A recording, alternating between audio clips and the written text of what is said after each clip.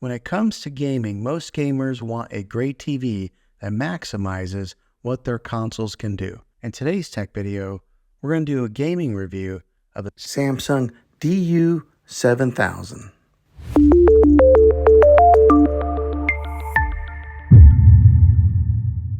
Now, the couple of game systems, the consoles that I own here in my house is my son owns a Nintendo Switch, and then I own a PlayStation 4. So that's what we hooked up to this thing here.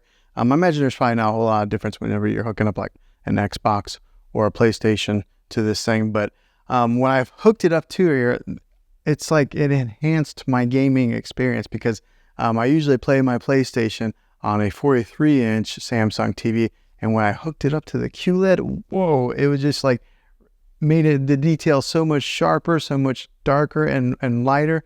It just really highlighted my gaming experience. Now, I'm more of a Call of Duty kind of fan whenever I play games, and then I do play a little bit of NBA 2K. But when I hooked it up to hit this TV here when I was playing Call of Duty, like along with my sound bar here, it was just like booming. I had to turn it down a few times because it got to be too loud. But I would turn out it was like in the evening whenever I was playing the Call of Duty, and then the whites on here were very vibrant and white, and then the darks were very dark. So it was just an awesome experience of playing this or playing games on this TV here. So if you're wondering if the gaming experience on this TV is worth it, it surely is. I mean, you can tell a huge difference between playing on a QLED TV than playing on maybe like a 4K or just a regular, smart TV like that.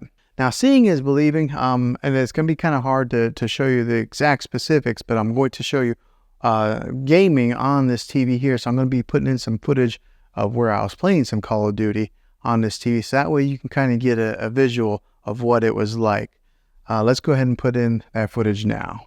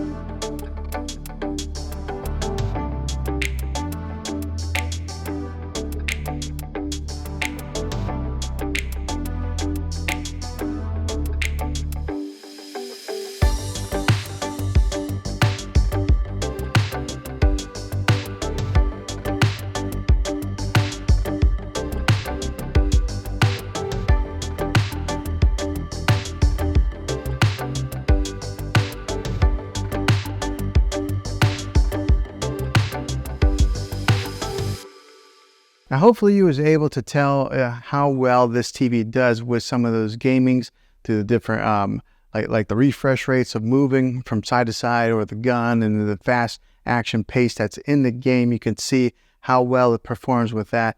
You can see some of the visuals and some of the whites and the darks and how vibrant they are and how deep the darks are. So I think you can tell just how awesome gaming is. Now, if you are looking into some more of the specifics of this TV, I'll go ahead and put in some of my review footage for that, right? So that way you can see some of the exact details of what this thing has to offer and what it can do. So I'll go ahead and put in the review portion of this TV right here. This is a 65-inch TV that I just got and I've had for a little bit of time now. And I wanted to give my review on it after owning it and using it and putting it to quite a few hours of use with my kids and my family of watching TV, and to give my feedback and see if this is maybe a TV that you're interested in purchasing. And hopefully you can base that off of some of my opinions on being an honest, normal, average consumer of buying a television.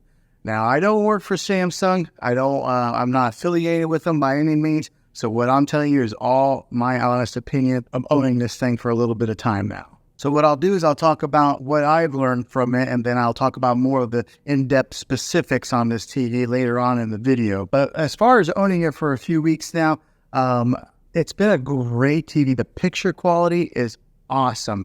I mean, like, really awesome. So I upgraded from a 4K UHD TV to this QLED 4K UHD. Also, it's just bigger. I had a 55-inch. I went bigger to 65. So I think a lot of times whenever we upgrade our televisions, we usually end up going bigger.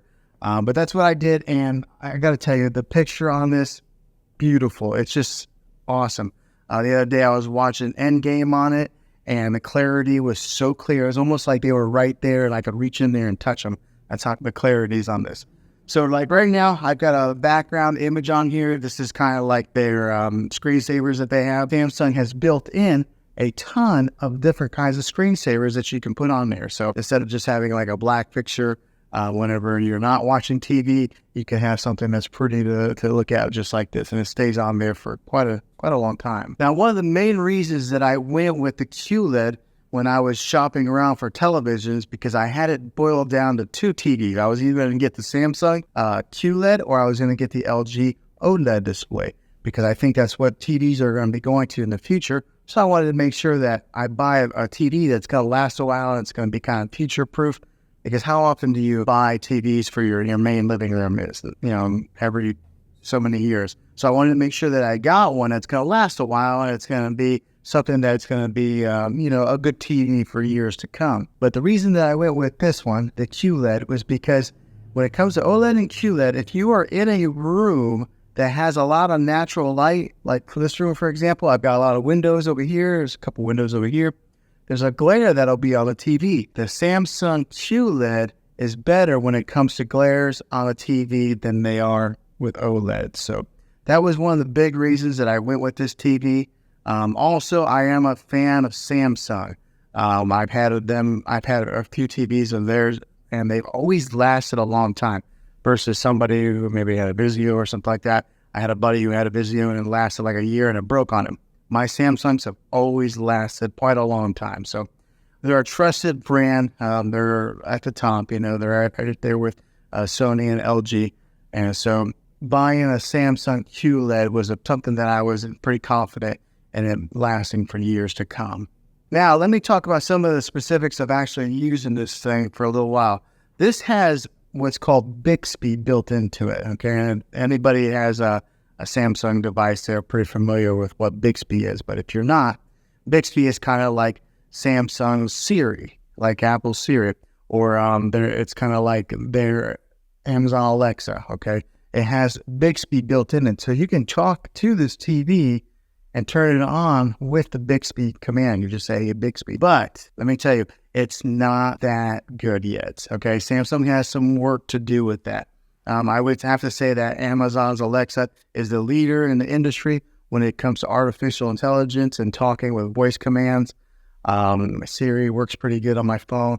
Maybe not as good as Alexa, but these guys are last in line. I don't know. For some reason, it doesn't understand my voice very well. I sometimes got to yell it. It does have that capability to have that voice command in your TV. So talk about living in the future. We're like in the Jetsons age, or Back to the Future too, if you're a fan of those movies like I am. The other thing that I experienced that was kind of a con is that there was a time that I turned off the TV completely, and I was in the kitchen area and I was kind of cleaning, and then all of a sudden the TV just came back on. How creepy is that? But I'm sure it was because of that Bixby built in there that it turned it on. So it's almost like having Poltergeist TV inside your house. So that was kind of weird. It's only done that twice to me. In the middle of the night, the TV came on one time. So in the good length of time that we've owned this TV, that's happened. So that's the con on it. But the pros outweigh the cons on this TV. It is such a great TV. The clarity, the picture on it is just amazing. So let's take a look at it a little bit. So the remote on this thing looks like this. Okay, so it's a pretty narrow remote.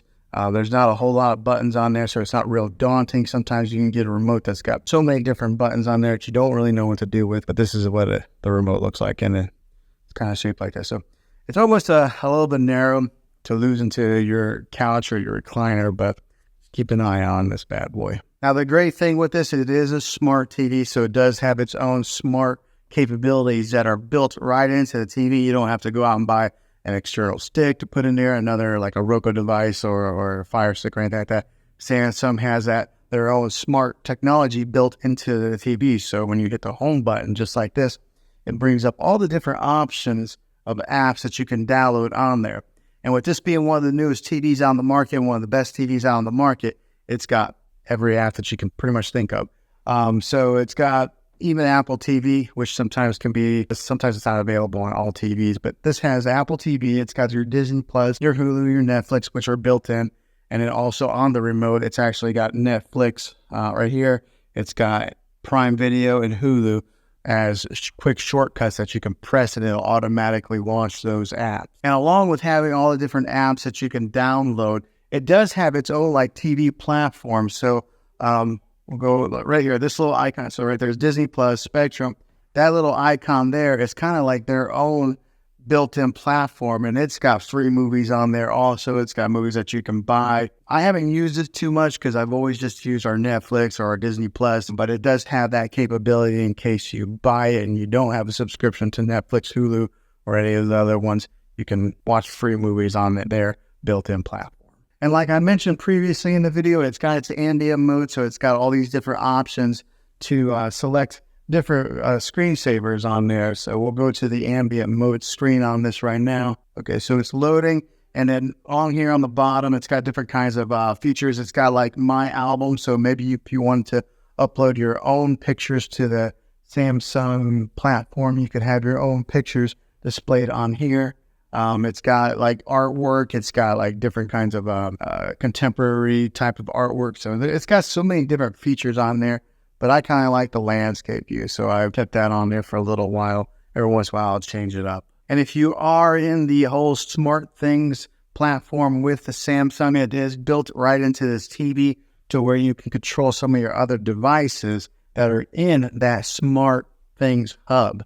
So that's kind of a neat little feature that you're able to access it right here on your remote through there. So another way is you could always just dive into your phone, download the Smart Things app, and do it that way also. So it gives you so many different ways of being able to access your content, and they do it very easily. All right, so for example, right here, this is the end game. I wish you guys could really see the clarity of this screen here. It's kind of hard to tell from recording on it like this, but it's got excellent quality. And the sound is pretty good for just being the built-in speakers on a TV. I know a lot of people will get sound bars to put at the bottom of their TV or mount them. It has pretty good sound for just being the standalone speakers that are built in. Another great feature with this TV is the bezel that goes all the way around the TV right here. It's really thin, so most of what you see is just screen. There's not a whole lot of plastic that you see along the edges. Now, this is a 65-inch TV.